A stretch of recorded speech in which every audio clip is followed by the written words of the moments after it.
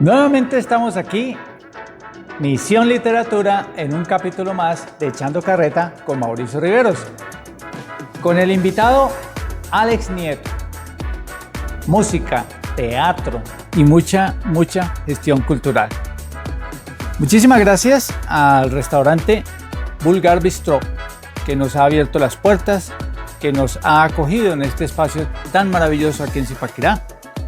Y por supuesto, estamos también tomando cafecito delicioso de Kimmel Coffee. Este trabajo sería también imposible sin la gran producción de Sebastián Bustos. Zipa es más que sal. Muchísimas gracias por apoyar a este proyecto loco y a este viejo loco. Alex, bienvenido nuevamente a Misión Literatura. Mauro. Habíamos quedado en un temita bien interesante sobre sus inicios en el teatro. Si usted no ha visto ese capítulo, aquí le dejo para que mire el capítulo con el que empezamos este proceso. Su familia en medio de una crisis porque usted está haciendo unos papeles absolutamente contrarios a las tradiciones familiares. Pero estamos hablando que las crisis también son las que generan el proceso creativo. Hoy en día yo lo veo a usted no solamente como actor, sino también lo veo produciendo, lo veo dirigiendo, lo veo escribiendo teatro. ¿Cómo se llega de ser un niño de 17 años que se escapa de gira con su primera compañía de teatro a dirigir, a escribir? ¿Cuál es el proceso? A eso es que hay que sumarle que había una crisis familiar intensa, ¿no? Un lugar que se estaba rompiendo y eso lo nombro porque eso viene a marcar esa parte de dirección y escritura ahorita. Ajá. Muy fuerte además, una vaina que me marcó, hijo mayor de 3 hijos, bueno, en fin.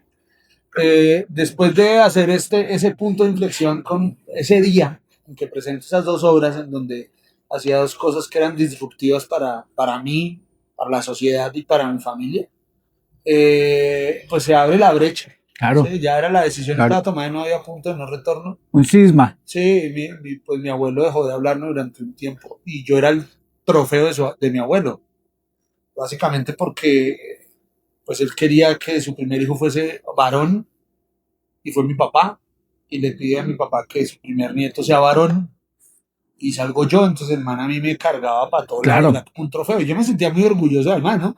Mi abuelo fue político acá, concejal por el Partido Conservador durante varios periodos, entonces era una persona reconocida, entonces a uno pues andar con el viejo era como Claro, pero se tuercen los planes. Ahí se Claro. tuerce la vaina y yo tenía el pelo largo, aretes, en fin, eso fue todo un tema y finalmente un día en un almuerzo familiar, entonces mi abuelo decide increparme porque hasta ese momento solo lo hace a través de mi papá y yo salgo rápido de ese almuerzo porque tenía ensayo.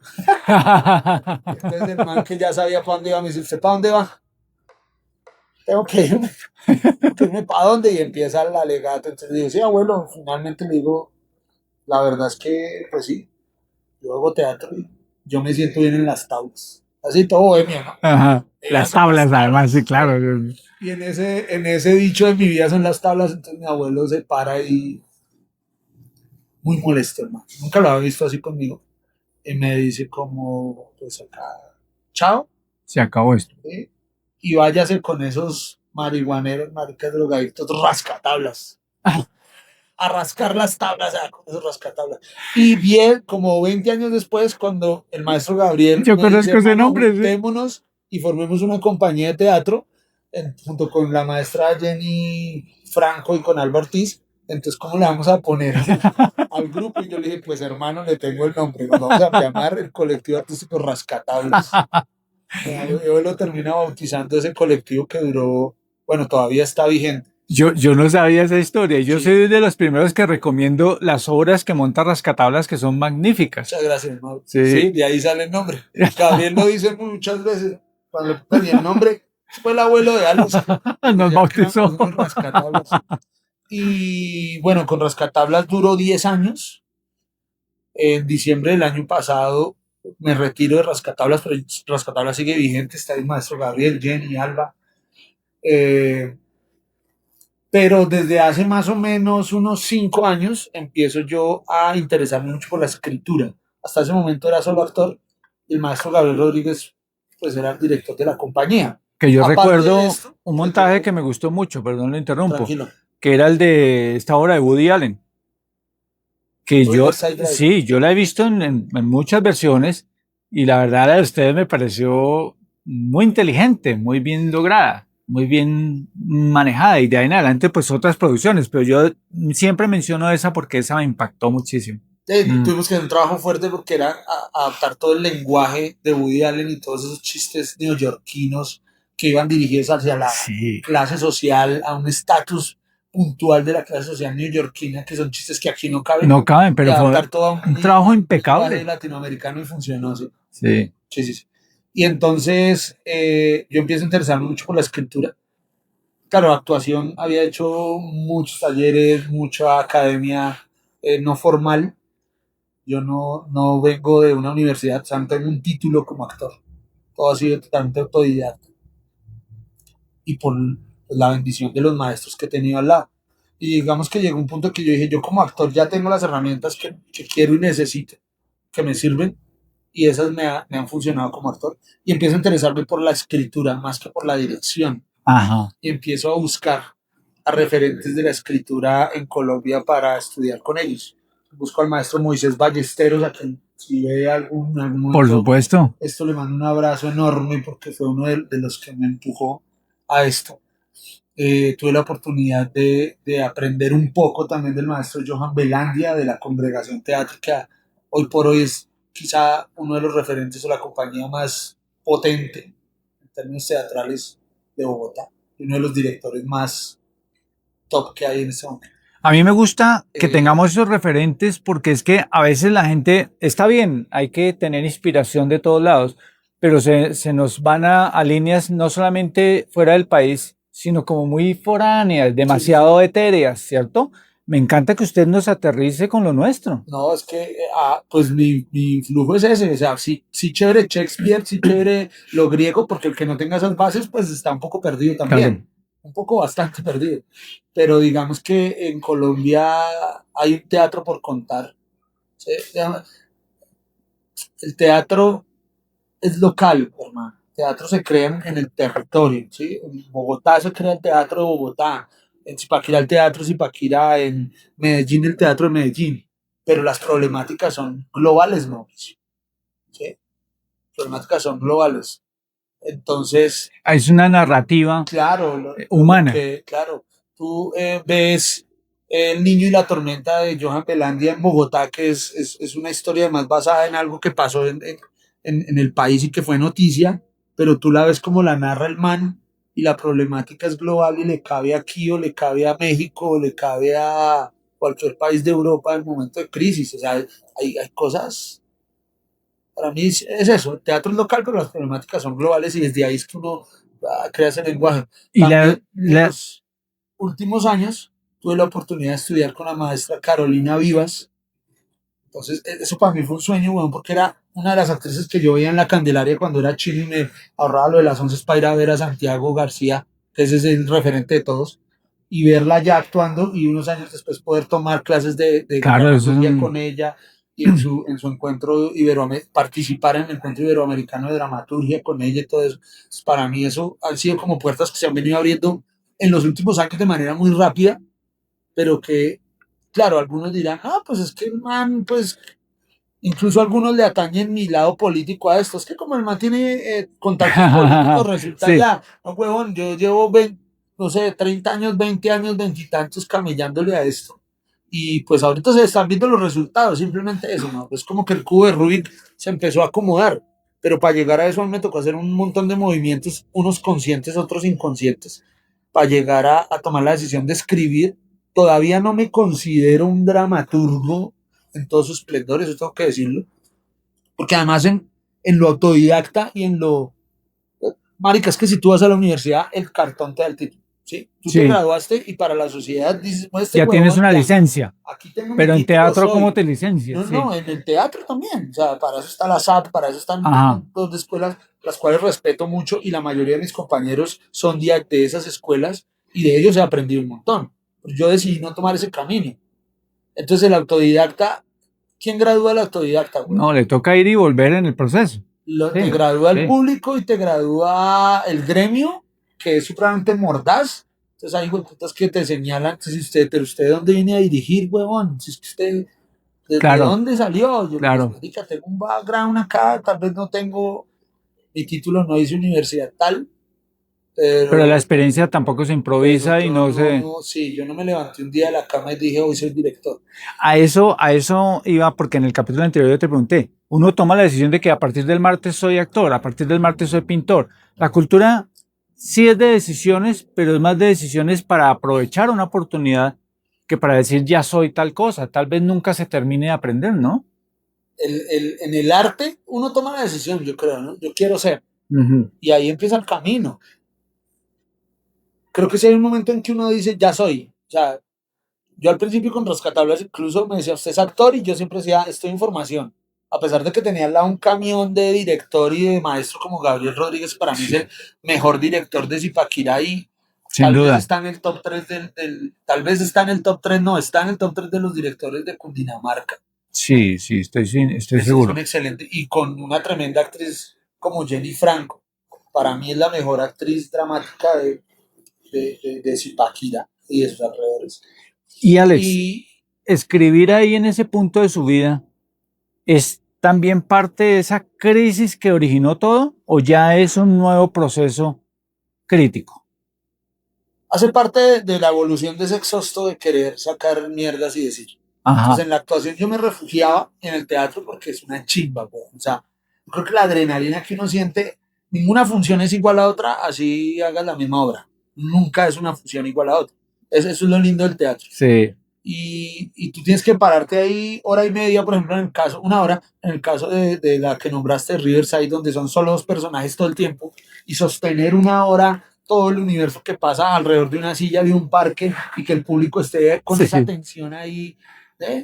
Eso es una adrenalina, mano, que yo creo que yo no he consumido droga, bueno, fumé marihuana alguna vez, pero yo creo que no hay una droga, un café, no hay un alcohol, no hay un que llene para mí, esa satisfacción de ese momento. Que me abra el espíritu tanto como estar ahí en ese momento, porque es un momento de presencia total. Tú no puedes estar con la cabeza ni el ser en otro lado. Estás en lo que estás. Un momento de conciencia muy... Y ese momento comparado con escribir, con dirigir, háblanos un poco de lo que estás haciendo en dirección. Entonces yo digo, ya soy actor, quiero escribir, empiezo a escribir cosas que todavía tengo en el anaquel, porque pues la dramaturgia, a diferencia de la literatura, tú que manejas temas de literatura, pues el libro está hecho para que su finalidad es que sea leído y el lector cree en la cabeza todo su universo. La dramaturgia no, la dramaturgia es una vaina que no está hecha para ser leída. Su finalidad es que sea montada. Sí. Y ahí es donde generalmente, sobre todo en Colombia, pues en todo el mundo, se queda la dramaturgia, porque ¿quién toma mi dramaturgia y la monta? Ya lo tengo, pero... Este fenómeno del escritor-director, que está muy potente. Si nadie va a montar mi dramaturgia, pues yo lo hago, claro. Y tiene ciertos valores interesantes que hacen que esa dirección sea muy particular. Claro, ¿no? Y se vuelve potencia, porque antes se escribía, se le entregaba a otro para que dirigiera. Entonces el escritor estaba centrado en la escritura, le importaba un carajo lo que es, buenos términos. Yo le entrego al director, papi, usted resuelve. Sí, ya tiene otro problema. Oiga, pero aquí hay una acotación que dice que la luna habla, en el caso de Lorca. La luna habla, es súper poético. Acá, eso lo escribe usted, director. Mire resuelva. A ver cómo lo hace, claro. En cambio, ahorita desde el momento de escribir ya hay que pensar en cómo lo va a resolver. No, al contrario, Mauro, eso es lo que nos hace potentes en Colombia. A ver. Y es que uno tiene que escribir separándose de la dirección, ¿no?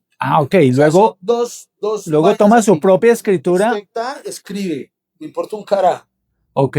Sí, el tiempo del abandono creativo, que es como dejarlo ahí, rectifica, relees, y en el momento en que dices voy a dirigir, lo tomas y abandonas al dramaturgo. Claro. Porque en algún momento tienes que respetarlo, pero en otros tienes que pasar por encima, claro. Dramaturgo y decir, marica, esto no va. Claro. Y leer tu dramaturgia y comportarte como director. Una especie de esquizofrenia cultural. Eso es lo que lo hace potente en Colombia. Entonces, por eso hay directores como Jimmy Rangel, que además también es un referente durísimo mío, que no trabaja con dramaturgia, sino con solo la imagen y el man hace unas cosas poderosísimas y es uno de los directores más solicitados en el mundo en este momento para ir a hacer montajes grandilocuentes y multidisciplinares en el mundo.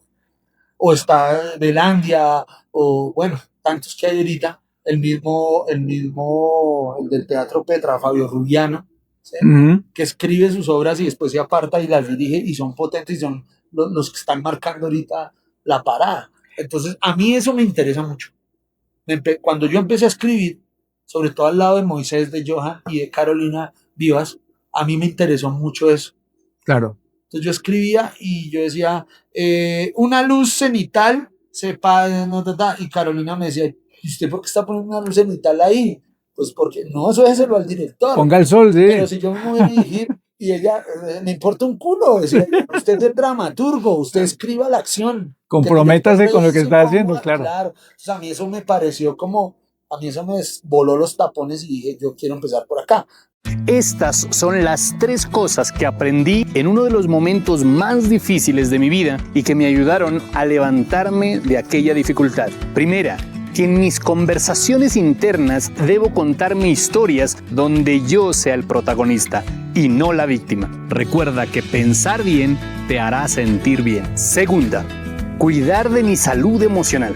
El lujo de hoy en día es aprender a sentirse pleno y realizado. Por eso es tan importante aprender a reconocer y gestionar las emociones. Tercera, hacerme buenas preguntas. ¿Cuál es la solución a este problema? ¿Qué puedo aprender de esta situación? ¿Y quién me puede ayudar? Estas 3 cosas te ayudarán a responder con más calma, claridad y seguridad. Sígueme en redes sociales. Me encuentras como Fernando Bastidas. Comparto tips de crecimiento personal. La dramaturgia me lleva a la dirección. Y siento que he tenido buenos maestros. Acá he estado con Gabriel Rodríguez, con Jimmy León, con el mismo Pedro Nel Rodríguez, con Jenny Franco, con Pacho Espina. Pero venga. Y esos influjos me han llenado a mí de herramientas para decir voy a hacerlo. Hablemos tomé el riesgo este año. Precisamente de eso quiero hablar, de riesgo. Hablemos de su más reciente producción, cómo funciona esto. Porque fue ganador de estímulos, ¿no? No lo gané yo, Okay. Lo ganó un colectivo que se llama Mandrake. Sí. Y ellos me llaman para que yo termine de escribir la dramaturgia de una historia que ellos ya tenían planeada en su proyecto y para que además la dirija. Sí, qué reto. Sí, pero ahí es donde te digo, mano, que cuando uno trabaja y trabaja y trabaja, claro, uno tiene que tener la meta clara, ¿cierto? Uno tiene que tener la meta clara. Yo me imagino que un chef, por ejemplo, o alguien que cultiva el café, pues lo cultiva y quiere que el café llegue a este lugar, bueno, que es el pocillo, servido, bien servido, para que el que se lo toma diga, mano, qué buen café. ¿Cierto? Siempre está la meta, pero no se puede saltar el proceso. Tiene que cultivarlo, lavarlo una vez, secarlo otra vez, probarle la acidez, hacer un montón de cosas hasta que eso va a resultar porque sí. Y creo que esa es la fórmula que a mí me ha funcionado. Entonces yo empecé a actuar, me di a conocer, empecé a dirigir pequeñas cosas y terminé dirigiendo formatos de danza-teatro aquí en Zipaquirá. ¿Qué tal esa experiencia? Ajá. Pero solo me llamaban para dirigir actores, no para dirigir el montaje. No que había un director general que decía, hermano, yo quiero que aquí pase esto y esto y esto. Y además ellas son bailarinas, no actrices.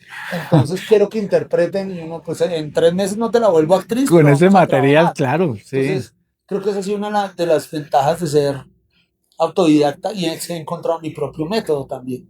Entonces, claro, se puede partir de referentes sin que esto sea un canal obligatorio, sino que se puede generar una serie de ideas alternativas con lo que hay. Entonces he podido entender que si Sebas me dice un día, oiga, voy a hacer un cortometraje y Mauricio va a ser protagonista, pero ese man nunca ha actuado. Pero lo que tiene que interpretar Mauro es esto. Entonces, le va a decir, no, es que Mauricio está un poco cojo en esto, sí. Sí, entonces me he vuelto, digamos que he aprendido a tener también un ojo muy potente acerca de ver las potencias de Mauricio, por ejemplo, y cómo lo que es Mauricio Aprovecharlo, poner a claro. favor de esa construcción de personaje, de rol o de interpretación. Un trabajo de Y eso- psicología, Sí. de casi que de antropología. Sí, Y eso me ha resultado. Entonces, eh, me llaman mucho, empiezan a llamarme mucho a ese tipo de proyectos. qué Y bien. tengo este proyecto, pero tengo bailarines, músicos, sí tengo actores, pero no sé qué. Y entonces, oiga, llámese a Alex Nieto, que ese man se la Aglomera lleva. esto. Oye, Claro. me llama, tu número me lo dio fulanito que le ayudó a hacer un proyecto y empiezo a darme ese champú de director de actores y me empieza a funcionar muy bien. Eh, Cuando Mandrake se gana ahorita en este año el portafolio municipal de estímulo, se lo gana en segunda instancia. Entonces Andrea Wagner, a quien le mando un saludo muy especial y un abrazo, porque fue una coequipera, o sea, hicimos un equipazo además. Y a Sonia Vargas también y a Camilo García, los tres de Mandrake. Entonces me dicen, hermano, aquí hay una estructura dramática que nosotros escribimos acerca de una historia, una investigación hecha con Alejandro Primiciero, que también les ayudó en esa investigación, pero no tenemos la dramaturgia en la dirección. Entonces yo les digo, va, voy de frente, Qué reto, qué reto. voy de frente. Y ellos tenían una idea bien interesante y yo empiezo a escribir. Eso fue interesante porque yo no me senté y la dramaturgia salió de un solo totazo. No les hemos dicho cómo se llama la obra. La obra se llama Inquebrantables, un canto de libertad y está basada en los hechos históricos de Zipaquirá alrededor de la Reconquista, la revolución contra la Reconquista española. Todo el mundo habla de los mártires zipaquireños, Sí, que seis, nombran que son hombres, pero alrededor de esto había un movimiento y había un movimiento mujeril, un movimiento de mujeres muy interesante, que hizo que la revolución funcionara. Sin ellas definitivamente no habría pasado. y esta obra Y resalta ese esta obra proceso. resalta ese proceso. ¿Sí? A partir de un personaje que ficcionamos, o sea, el personaje sí existió, pero su vida la ficcionamos. Porque dentro de la investigación, estas chicas encuentran un recibo de pago de un esclavo. O sea, la investigación que hizo Alejandro Primiciero. Entonces dice, la esclava se llama María Josefa, bueno, o sea, el Ajá. personaje existió. María Josefa no sé qué, de 8 años, vendía a fulanito de tal, sin tachas, ni enfermedades públicas, ni no sé qué, no sabía hablar, si sabía hablar, vendida por 10 pesos. En la misma hoja más abajo, 1900 no sé qué, 1800 no sé qué, vendida a no sé quién, por 30 pesos. Yo ahí Y me está quito el toda la- sombrero porque hay un proceso creativo Sí. basado en temas históricos, pero que toda ¿cómo hacemos? Toda la injerencia zipaquireña necesaria estuvo presente para que esa obra es magnífica. Los comentarios han sido, pero Sí, brutales, por fortuna. brutales, muy buenos, hermano. Realmente es algo que debo felicitar a todo el equipo porque Equipazo. hicieron algo único, único. Hay que estar pendientes cuando se presente nuevamente porque es imperdible. Seguramente en marzo vamos a tener una temporada, les avisaremos. Entonces, a partir de, nos imaginamos cómo fue la vida de esta esclava, cómo es la vida de una mujer mulata, ya no era indígena, era mulata, parece,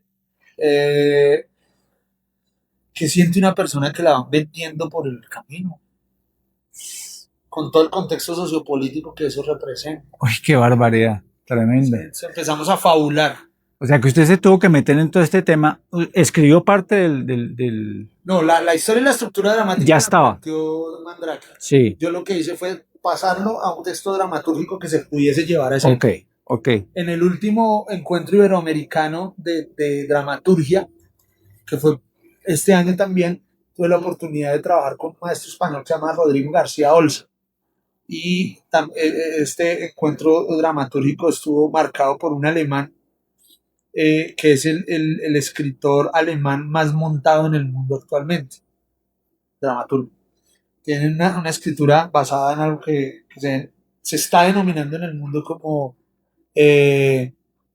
teatro rapsódico, que es como Sí, volver a las conozco eso. raíces del Sí, teatro. sí. Entonces yo venía con ese influjo de acabar de tomar ese taller, del cual sale un texto que se llama Sangre de Perro, que espero montarlo este año.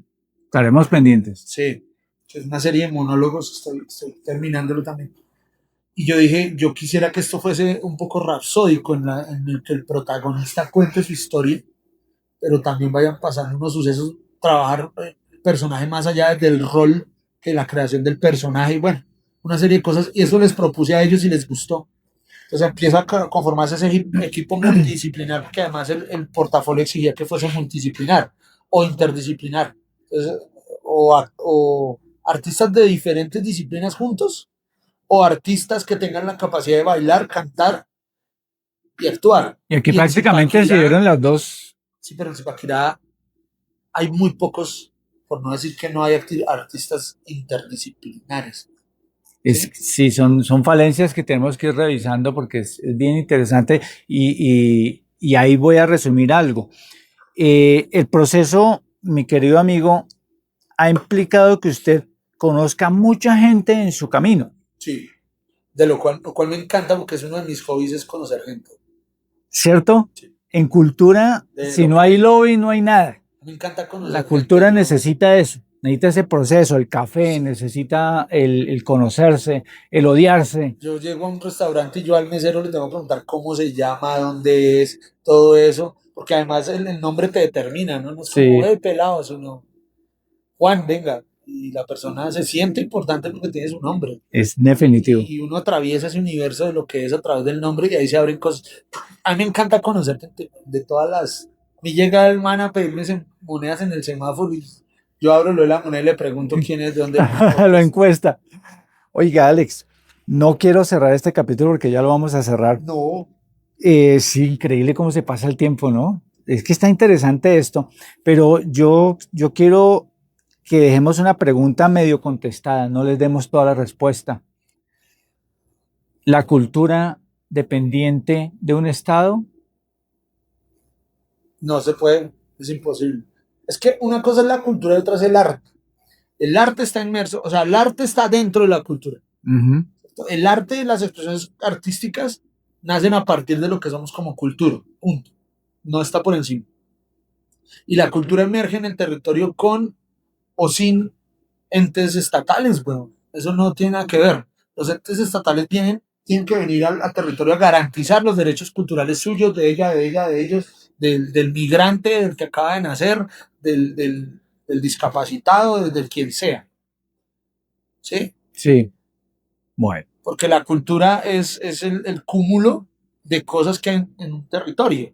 ¿Sí? Empezando por su posición geográfica, es lo primero que marca un desarrollo cultural. ¿Dónde estamos posicionados geográficamente? Tenemos agua, tenemos tierras para cultivar, estamos cerca de la montaña, lejos, tenemos estaciones. Eso es lo que viene a formar. Eso marca claro, quiénes somos, claro. porque eso marca cómo nos comportamos, cómo nos comunicamos, qué sembramos, qué comemos. A partir de la siembra y la comida, y si estamos cerca del agua, tenemos un comportamiento o no.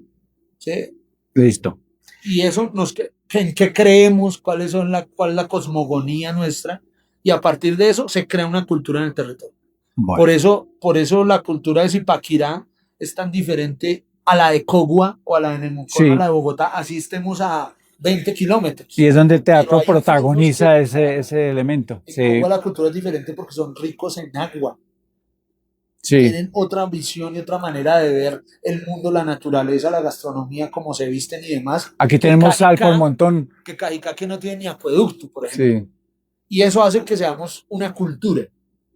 Y a partir de eso emergen las expresiones artísticas en las disciplinas que ya conocemos. ¿Sí? Entonces, el músico de Cogua jamás va a ser el mismo músico de Tocancipá. Sí, buen punto. El mismo bolero, es original a partir de sus propias condiciones. Bueno, ya saben ustedes. Perdón, sí. Entonces para cerrar. Entonces la institución o lo que viene el Estado a hacer como Estado es un garante de sus derechos culturales. No me importa si soy migrante y llego a Zipaquirá, yo no tengo por qué comportarme como un zipaquireño. Ni el zipaquireño tiene que comportarse como ese migrante. Pero la institución tiene que garantizarte los derechos a vos y a mí como migrante. Buen punto. Tiene que analizar cómo es ese choque cultural y qué va a emerger, porque eso pasa, o sea, choques culturales y genera otra cultura. Eso Sin embargo, yo quiero que allá, en el teclado, escriban en los comentarios cuál es su opinión sobre la pregunta que le acabo de hacer a Alex. Bueno, Alex, muchísimas gracias por acompañarnos en este momento a este café tan sabroso aquí en el restaurante Vulgar Bistró, que nos acogió de una manera espectacular. Muchísimas gracias a Café Kimmel, que nos ofreció el café de la mañana. Y sobre todo, Alex, gracias por estar ahí, ser la persona que eres, y sigue adelante, viejo, porque eres un referente cultural y particularmente del teatro en la región. Hermano, muchas gracias a ustedes, a todo el equipo de producción, a Jesús por el café, está buenísimo. Sí, es Jesús, ¿no? Jesús Quintero de Kimmel, claro. Vierte el agua en café. Y a todo el equipo de este programa, gracias. Sebastián Bustos con la producción magnífica que tiene aquí, que hoy tuvimos la compañía de Ángela, que nos ha hecho un apoyo ahí fotográfico y videográfico bien importante. Muchísimas gracias, Ángela. Nos vemos en el próximo capítulo.